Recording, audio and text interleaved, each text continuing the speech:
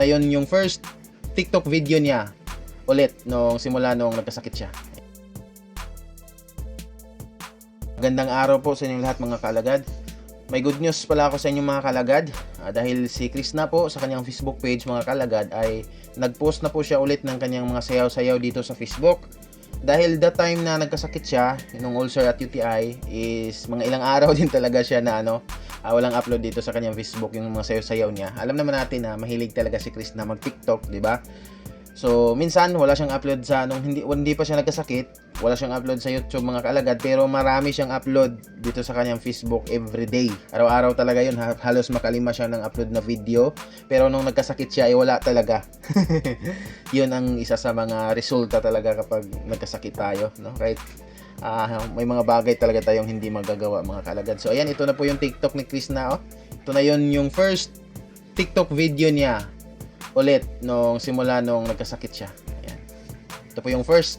Ayan. Sama niya si Inday Uglot mga kalagad. So basahin natin dito yung mga comment ng mga kalagad natin. Siguro naman may mga kalagad tayo na na-miss itong pasayaw-sayaw ni Chris na dito sa kanyang Facebook page. Ayan, sabi ni Ma'am, good morning all. Alive ka na day Chris na. So alive, di ba? Nagbabalik na. Nagbabalik na ang isang TikToker. Ingat kayo at sa pagmotor mo, magamit ka ng jacket para di ka mangitim. Wag mong pabayaan ang beauty mo, day, para may panglaban tayo. Charities. Yes, dapat lagi maganda para maraming manguyab. So, ayun. Napapansin din kasi siguro ng mga kalagad natin na laging nagbibilad sa init si Chris na at parang wala siyang hilig dyan sa mga sunblock na yan. Like, mostly ginagamit talaga sa mga kababaihan para hindi masyadong maapektuhan ng beauty nila na. Concern lang si Ma'am na ma-maintain ni Chris na yung beauty niya panglaban sa mga aso ng mga bashers. Mainggit pa naman na kakilala si Chris na, no? So dito sabi naman ng isang kalagad natin, so yan dapat masaya lang kasi mag-create yan ng positivity sa buhay natin. And always follow the instruction of your doctor. Never skip meals. Kain ng kain kahit unti-unti lang. So we're very happy to see you smiling. Pag masaya ka, masaya din kami. Love you always. So, 'di ba? Ito yung first pagsayaw-sayaw ulit ni Chris na sa kanyang Facebook. So, bilang kalagad, parang nakitaan din tayo ng sign na ayun, nagbalik na yung sigla ni Chris na kasi kaya na niyang mag-TikTok, no, sa wakas mga kalagad. Good morning, palakas ka pa para marami ka pang ma-upload. So, ayun, huwag pilitin. Ang point dito ni Ma'am na palakas lang talaga, huwag pilitin na magawa-gawa ng mga bagay na kung hindi pa talaga totally okay, no. Nang sa ganun is tuloy-tuloy yung pag-upload niya ng video araw-araw na, no. Sabi naman ng isang kalagad natin, ayan, morning Peking Koreana, Day Chris, wow, salamat. Okay ka na ni Lord, magaling ka na, lagi magdala ng tubig. So siguro naman dalawa yung tumbler niya, no. Nabigay na ni Sir Tots kasi yung tumbler niya at may isa pang color violet na may Peking Koreana na pangalan, tapos yung kay Sir Tots may Chris na. So okay naman yun na dalawang tumbler yung dadalhin niya, lalo na pag pupunta siya sa bundok kasi ayun nga, mahaba-habang paglalakad. So para sulit din hindi siya mabitin sa tubig ba mga kalagad, no. So dito naman, good morning Chris na, kumusta ka na, magaling ka na sa sakit mo, mabuti naman para makapag-vlog ka na ulit, ingat na lang lagi dyan kahit saan magpunta, God bless. So ayun, nakapag-upload na nga kanina ng video si Chris na mga kalagad, so tapos ko lang panoorin, pinanood ko na kanina, no. Ayan, magandang umaga Chris na, aba, masigla ka na Chris na, ingat palagi. So ayun, masigla na nga, no, isa itong sign, yung pagsasayaw ni Chris na, isa yung sign na masigla na, okay na siguro. Okay man kami nak, huwag kang magpa-stress sa mga bashers at naninira sa'yo kasi nauungusan mo sila sa views at sa mga alagad mo daw. Focus ka lang sa pag-vlog at pag-share ng blessing. Kahit pa kunti-kunti, marami ding maging partner. Sponsor mo sa pagtulong someday kasi marami ang nagmamahal sa iyo ng mga nanay at mga lola mo. God bless always. Isa talaga sa patunay na marami talagang views si Chris na. Lahat ng members ng PB Team, maliban kay Sir Paul, lahat ng members ng PB Team ay sa i-click sa lahat ng members, bisitahin niyo ang kanilang YouTube channel tapos i-click niyo ang popular videos nila. Doon magra-ranking yung may mataas na views nila, tapos halos lahat sa top 10 na pinakamataas na views nila sa bawat members ng PB Team ay nung kasama pa nila si Chris na. So iba yung hatak ng mga kalagad natin, yung mga supporters talaga ni Chris na. Iba yung views na naiipon kapag nandun si Chris na sa isang video mga kalagad. So legit itong sinabi ni Ma'am, no? Hindi ito gawa-gawa lang. Talagang na-observe ko din talaga ito. Morning Day Krishna, kumusta ka na? Huwag kalimutan magdala nga ng tubig at gamot saan ka man mapunta. Alagaan mo sarili mo, mahirap magkasakit, sundin mo payo ng Dr. Day.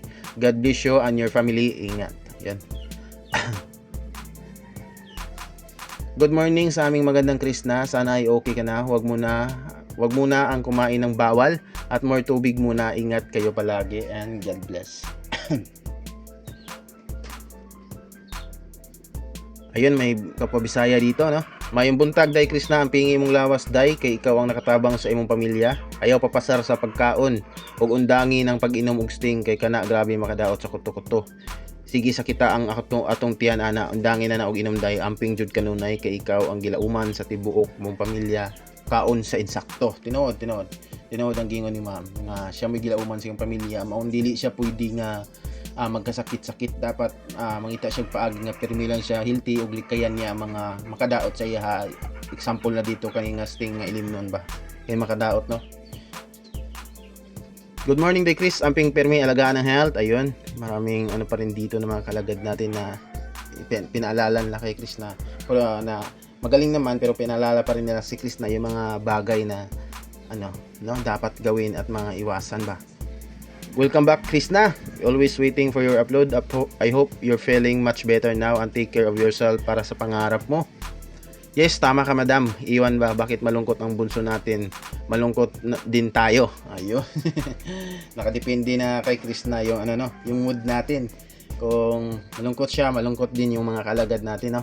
Kaya iwasan ang bashers, pag mayroon man isumbong mo kay Ate Arjobs mo para dabu-dabuhan niya og maayo doon. So si Ate Arjobs, no, isa din sa tagapagtanggol ni Krishna. Sila malditang buutan. legit talagang kung magbabash ka kay Krishna. Hindi ba napansin siguro ni Ate Arjobs yung isang in-upload kong video yung kagabi na in-upload kong na ayun nga, may nag-comment pala na basher doon sa live ni Krishna. Grabe, medyo foul yung kinoment doon, no? So hindi ko din napansin doon sa live, nanood ako kasi sa live, hindi ko napansin, pero ayun nga, dumaan sa Facebook ko, may nagpost na kalagad natin, na screenshot niya yung pinagsasabi doon sa live nung basher na yun. Sana may reaction doon si sana banatan yun ni Ate Arjobs, no? Hello palangga, thank you Lord, magaling na ang aking baby loves. Ingat palagi, huwag ma-stress sa bashers na kung anong ganap sa kabila, nagmarites sila, bakit hindi daw kakasama. Huwag mong pansinin lahat ng mga bashers at yung mga bastos na nagko-comment pag mag-live ka. Ayun, siguro napanood ni ma'am yung video ko mga kaalagad, no? Kasi ayun nga, yung video na in-upload ko kagabi. Hayaan mo sila, basta ikaw tuloy ang laban sa sarili mong sikap. Pakita mo sa buong mundo na nagkamali sila sa mga panglalait sa'yo. So, ayun lang mga kalagad. Good news ito, no? Dahil ito po yung pagbabalik talaga ni Krishna sa pag-upload niya dito sa Facebook simula nung nagkasakit siya, no?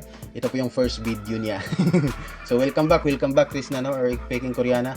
So, happy na naman yung mga kalagad natin. Ayun. And yun lang mga kalagad, no? So sa mga hindi pa nakapanood sa video na in-upload ni Krishna, check nyo, may bago siyang upload. At yun lang for this video.